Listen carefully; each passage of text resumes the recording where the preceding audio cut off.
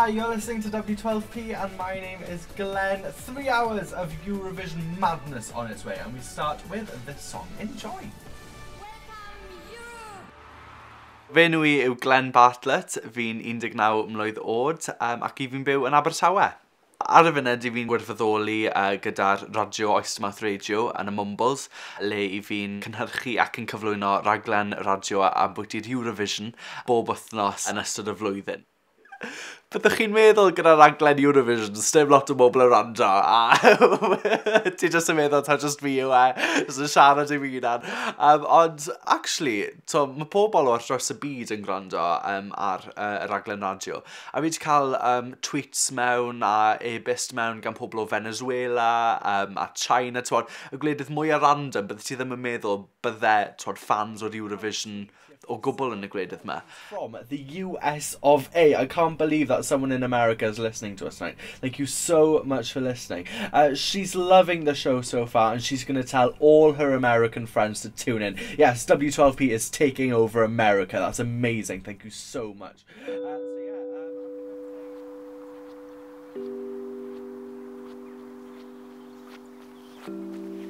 So, yeah, Dod Mas I fy nheulu eleni. I'm not going to beat around the bush, oedd yn rhywbeth o'n i'n dredo. O'n I wir yn dredo Dod Mas I fy mami a fy nhw'n chwarae. Achos am gyfnod hir iawn, o'n i'n teimlo oedd bod yn hoiw a bod yn wahanol I bawb arall. Oedd e'n rhywbeth a gall dod a siom i'r teulu. A felly rhywbeth oedd ddim wir yn rhywbeth bydde fy mami a fy nhw'n chwarae mwyn clywed.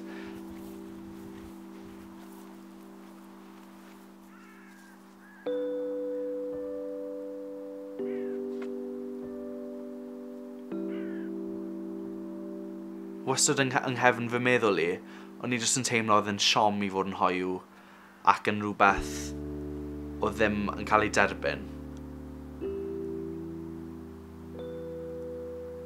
O'n i'n gwybod o'n i'n hoiw ers o'n i'n 14, fel jyst dechrau falle ysgol uwchradd, just finding my feet fyna. O'n i'n teimlo oedd rhaid I fi efallai dod â rhyw fath o wyneb a personoliaeth gwahanol, le o'n i'n mwy fel boyish a mwy ladi, just mwyn cadw'r cyfrinach na a just cadw fe I ffwrdd o bawb a bod e'n mor gyfrinachol bydde neb byth yn siarad amdano fe, bydde neb byth efallai yn gofyn. O'n i'n teimlo ar y pryd, os fi'n gweud bod fi'n hoiw tuag at ffrind neu aelod o teulu, o'n I really yn teimlo o bydden nhw ddim moyn unrhyw beth I wneud â fi ragor. Achos yr un peth bach na. Nawr fi'n gwybod, mae'n awful I feddwl amdano, a fi'n gwybod bydde fy ffrindiau, bydde fy teulu byth yn credu na. Ond, pryd I ti just yn bildo fel an yn dy feddwl di, fel rhywbeth sy'n wath na beth yw ti wir yn credu, oh my gosh, os fi'n dweud mam fi, mae ddi just mynd I siaco fi mas, a wedyn bydd ddim lle I fi byw Ond fi'n edrych nôl, fi'n meddwl, oedd e ddim mor galed yn ni.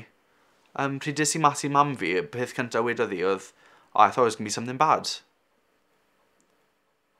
O'n I ddim moyn bod yn wahanol I bawb arall, na beth oedd e.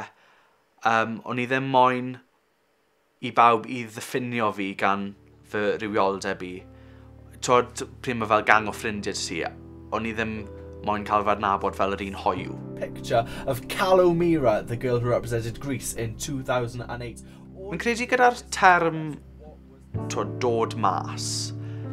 Pryd I ti'n gweud bod ti'n hoiw a wedyn pryd bod e'n allan yn agored, beth I ti actually yn neud yw ti'n dod allan o dy sefyllfa di, le o ti yn anhapus.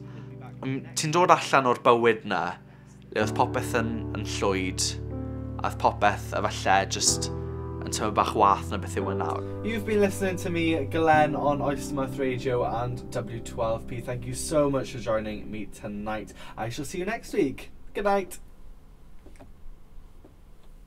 Byddwn ni byth yn credu gall Eurovision helpu fi yn fy mywyd I ddod mas ac I ddiffinio pwy I fi. Ond yn bendant, wrth fynd i'r gystadleuaeth blwyddyn yma, o'n I bron y bod, allwch chi wedi diffindo fi na, ac diffindo fy mersonoliaeth go iawn I pryd ni mas na.